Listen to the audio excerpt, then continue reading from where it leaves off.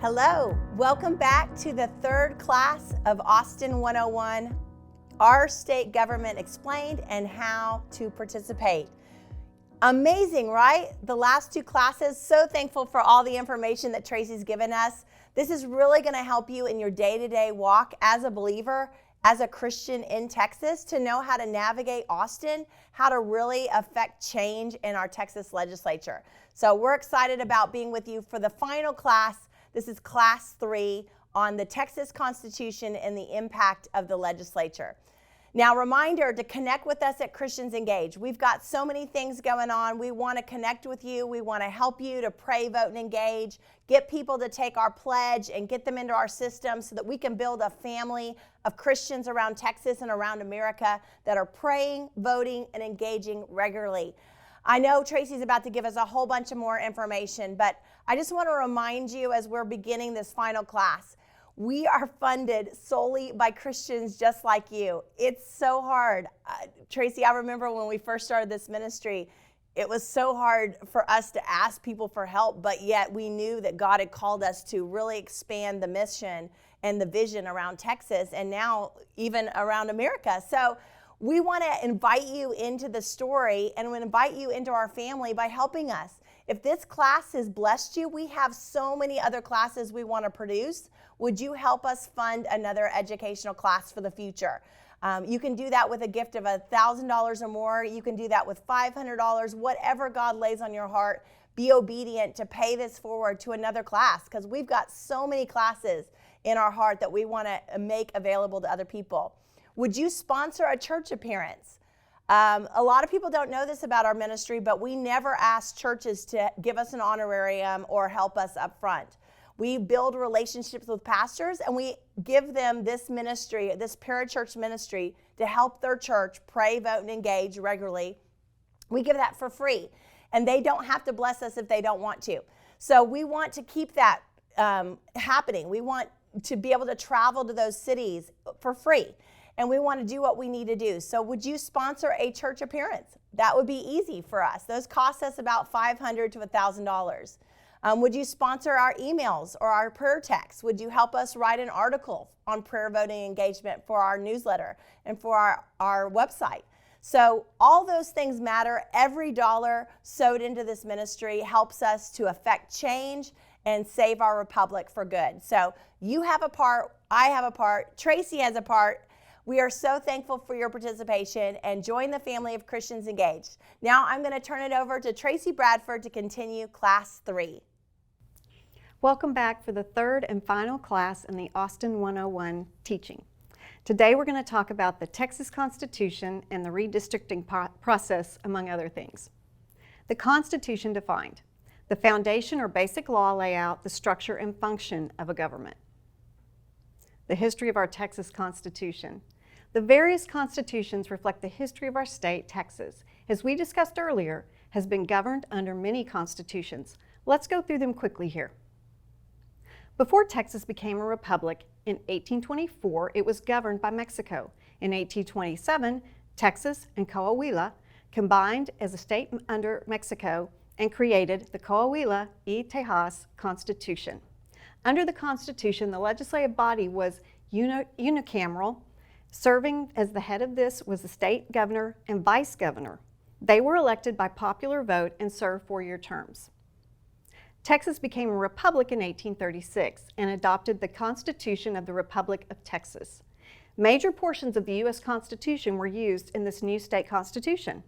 The 3 branches of government became the form of government used in Texas, including a bicameral legislature with a House of Representatives and a Senate. A Bill of Rights was also included, and an amendment process that was terribly complex and not used very often. In 1845, Texas ceased being an independent state and joined the Union, becoming the 28th state of the United States of America. A new constitution was required, and thus we got our state constitution of 1845. The newest version was broader and more sweeping in its principles in hopes leaving room for the state to deal with problems as they arose. The bicameral legislature stayed under this version. When Texas seceded from the Union at the beginning of the Civil War in February 1861, Yes, a new constitution was needed. This was one known as the Confederate Constitution of 1861. United States of America were replaced with the Confederate States of America. They kept 3 branches of governmental structure and the bicameral legislature. If pieces of the previous Constitution were in conflict with the secessionists, they were removed. The Texas Constitution continues to change in the post-war Civil War Constitution of 1866.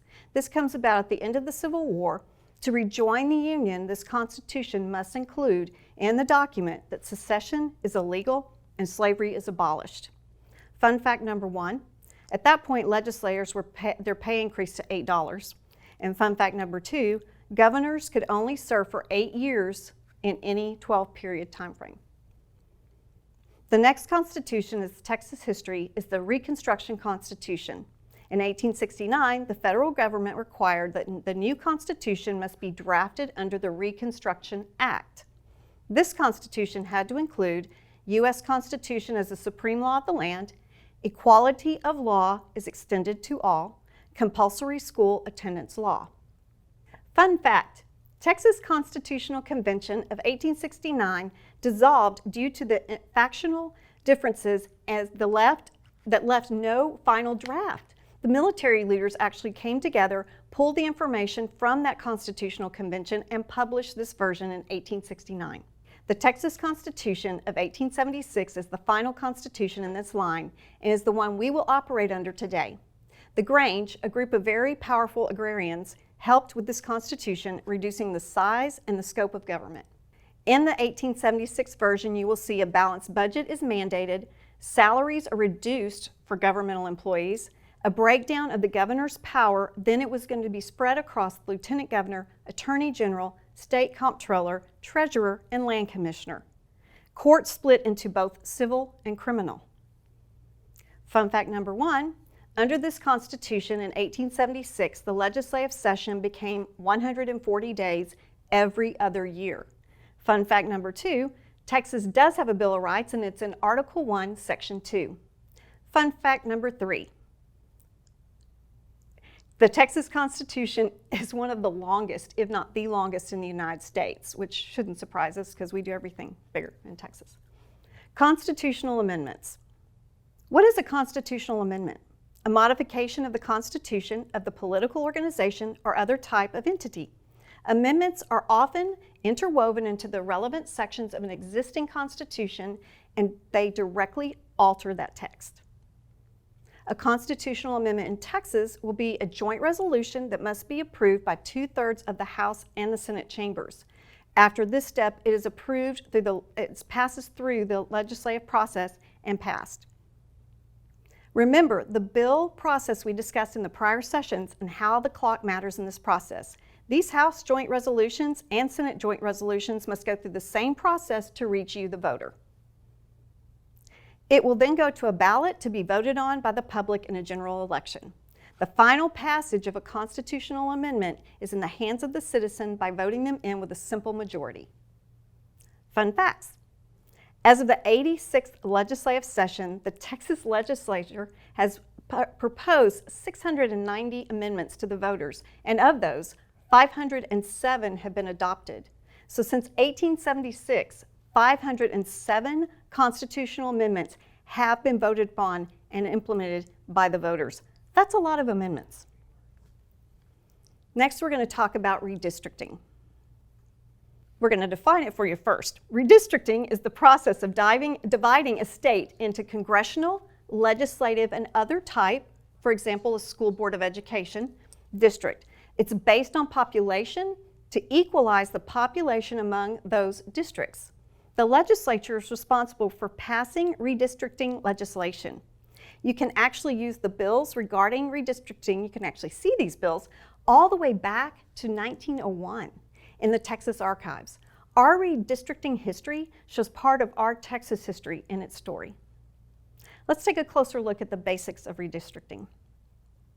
Federal census numbers are supposed to be delivered to the state legislators by April 1st of the following year, the census gathering. This information is used for legislators and interest groups who start composing draft bills for the redistricting bills. The redistricting bills follow the same legislative process as all the other legislation. Public hearings are listed to collect data, input, community preferences, and more.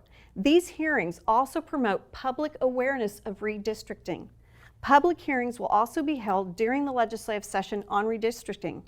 The House has a standing redistricting committee, the Senate has a special redistricting committee, and the Senate and House redistricting starts in their respective chambers, meaning House and House, Senate and Senate, and congressional and state board of education districts.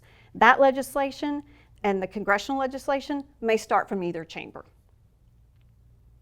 The governor must approve of this legislation as with other bills. He can sign it, or it can roll into law, or he may veto it.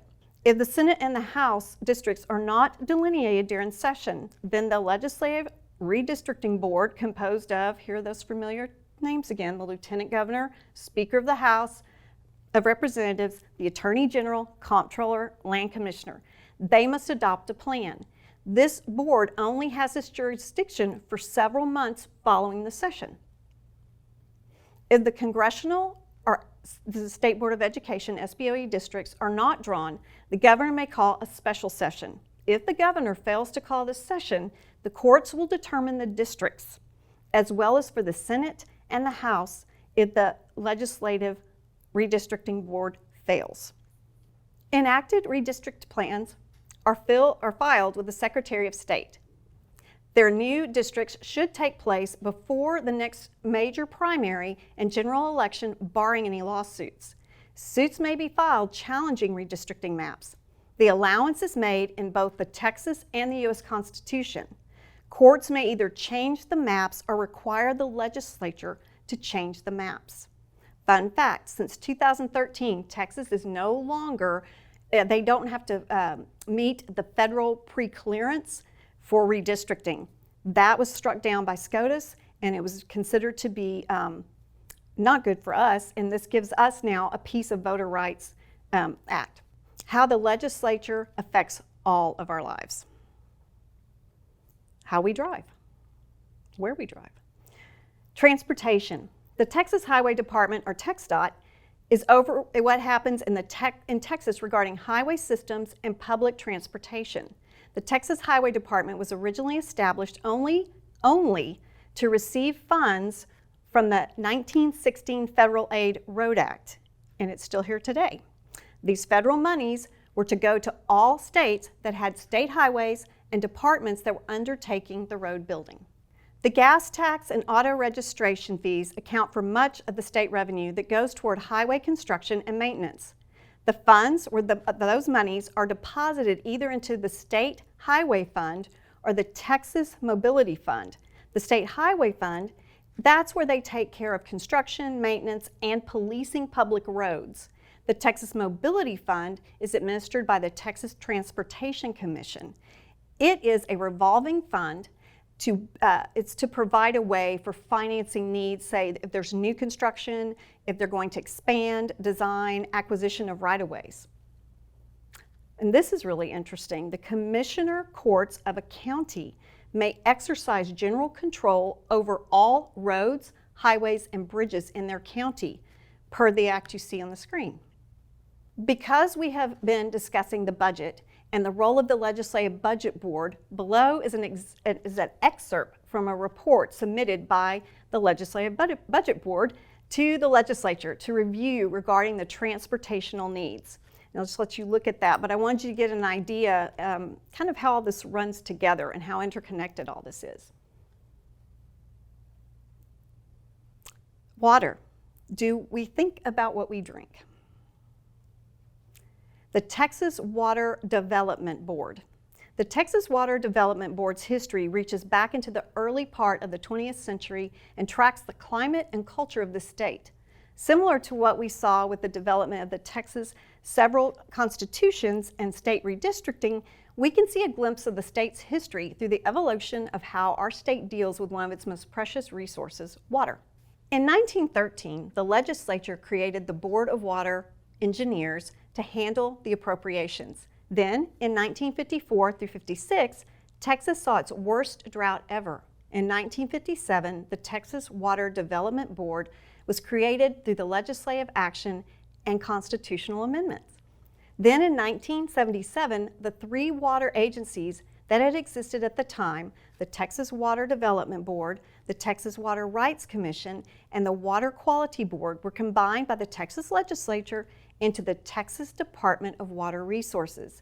Today, the Texas Water Development Board states this is their mission: to lead the state in efforts in ensuring safe water for future for our Texas and its citizens. No personal income tax in Texas, but we do have a property tax.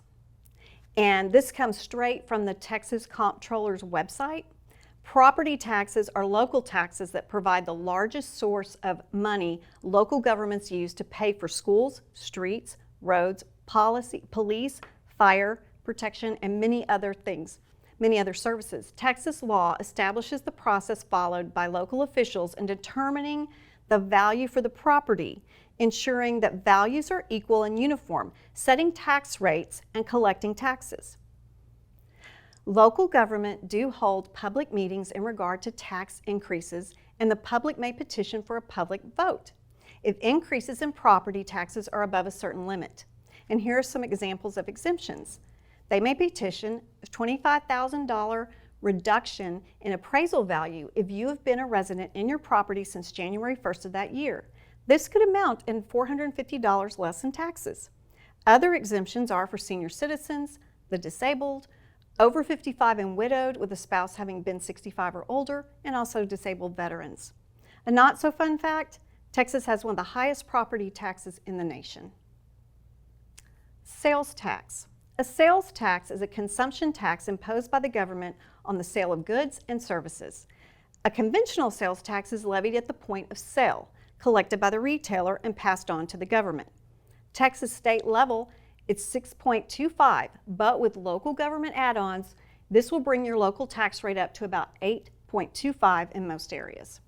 There are exemptions in the sales tax examples. There's a number here: prescription drugs, over-the-counter drugs, food, sales tax holidays that we like to enjoy. In August, there's a sales tax holiday that exempts sales tax from clothes, backpacks, and school supplies. This saves the shopper about $8 per $100 spent. Death tax. Only two things are certain in life: death and taxes. Benjamin Franklin. But I bet that Ben Franklin never thought that they would actually be a death tax, the estate and inheritance tax. In Texas, the inheritance tax was repealed in 2015, and the estate tax is only on those estates valued over $11.7 million. Franchise tax.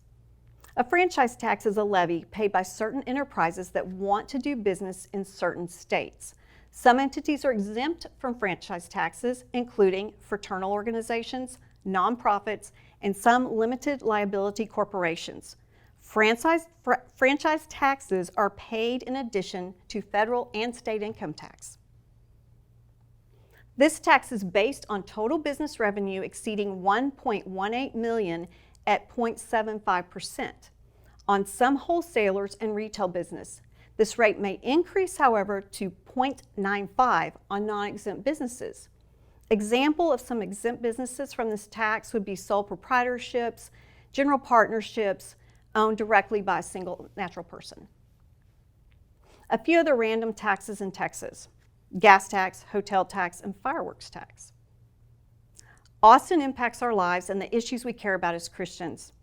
Let's look at a few issues and see how choices made in Austin can impact those issues. Austin's impact, how Austin impacts the pro-life issue. There are pieces of legislation submitted or examples of how the executive branch can affect this issue, but this is not an exhaustive list. Ending abortion completely, which is abolition. There are protecting babies in the womb after they have a heartbeat. Ending partial birth abortion. There's so many here you can see. Defining abortion providers. There's one that's important about cutting out loopholes for ad litems who take children and take them for abortions behind their parents' backs. You can see here, this, like we said, this is not an exhaustive list, but there's plenty we can do for this issue. How does Austin impact other social issues? Legislation on marriage rights, privacy issues, sex education. Legislation affecting government facilities, including schools. Legislation protecting parental consent. Roundtables and guidelines can be established, and the governor sets up advisory boards that can help with subject matter experts and research. How does Austin impact national security? Legislation affecting our border resources on a state level. Agency policies and training for people in state government. Protecting Second Amendment rights throughout legislation via the state legislature. Government entities educating themselves on the security threats. Infrastructure, safety, such as protecting our energy grid. Divesting public funds from terrorist-sponsored states. How does Austin impact human trafficking? Attorney General's office has a program that educates the public, and it's a free program. The legislation impacting the sentencing of traffickers. Legislation involving the non-criminalization of juvenile victims. Government entities educating themselves on the many facts and faces of this issue. The legislature killing overreaching legislation or empty legislation. Making difficult choices, passing bills such like the SMART Act, which was a standardization of the age in Texas for children working in sexually oriented businesses. How does Austin impact fiscal issues? The legislature balances the budget. The legislature can cut spending. Appropriation process. Texas state savings or the rainy day fund. Greater fiscal transparency, strategy-based versus program-based. Zero-based budgeting. Agencies all start at zero and make a truly compelling case for the funds that they are requiring to operate. Some other issues to pay attention to as they relate to our state government. Religious freedom, Second Amendment, free speech, government overreach, gambling, vaccines, mental health. The list goes on and on. The Texas budget process. This process actually begins the year before the legislative session. Every 2 years, the Texas legislature comes up with a 2-year budget per the General Appropriations Act that started where? In the House. And how do they get to this budget? First, let's talk about the cast of characters involved. You have agencies, you have the comptroller, you have the Legislative Budget Board, the legislature, House and Senate, the governor, and the taxpayer. Key words that we need to understand. Appropriations. An appropriations is a sum of money or total assets devoted to a particular or special purpose. Legislative appropriation requests are LAR. This is a list of financial needs for an agency to run. The agencies prepare their appropriations request or their legislative appropriations request, the LAR, under the guidelines of the Legislative Budget Board. The comptroller drafts the request from the agencies and presents them to the Legislative Budget Board. The Legislative Budget Board and the Governor's Office of Budget, Planning, and Policy conduct pre-session hearings and see this information and the LARs to help draft appropriation bills for the session. As session begins, the comptroller's office lays out the estimate of the available revenue or estimated funds available for taxes and other revenue sources. This is known as the biennial revenue estimate, or the BRE. This is done in 2-year time frame as well, and this estimate given by the comptroller becomes the cap on the legislative spending for that 2-year span. The House Appropriations Committee and the Senate Finance Committee hold hearings on the appropriation bills, and they will make changes to align with the comptroller's BRE. Remember from our last session that the comptroller and the Legislative Budget Board estimate the financial impact of the legislation that is being introduced. When the appropriation bills are finished in committee, they proceed to the full House and Senate for approval. Remember, changes in bills lead to conference committees. Made up of several members of both chambers, with these appropriation bills, they meet in a conference committee and make changes to come up with the same version of the final bill. This one bill will leave the conference committee to be approved in both chambers, just like we talked about before. And the bill then proceeds to the comptroller for certification. The final step in the budget process is the governor's pen. This may prove to be a hurdle in Texas as the line item veto. The governor may trim the budget through this option. This veto may be overturned by 2/3 majority, but that rarely happens. When the bill is signed, it becomes law. Budget is now set for the next 2 years. Closing thoughts. Let's wrap up with a few words of encouragement. When a bill fails, basically be ready to regroup, restore, and restart for the next session. Take an honest look at your process, roadblocks, and mistakes. It's very rare to pass a bill the first time around, and you can learn so much in that process. How do we hold our elected officials accountable, especially when we are disappointed and even angry? Pray first. Then, when possible, speak directly to the member or their staff.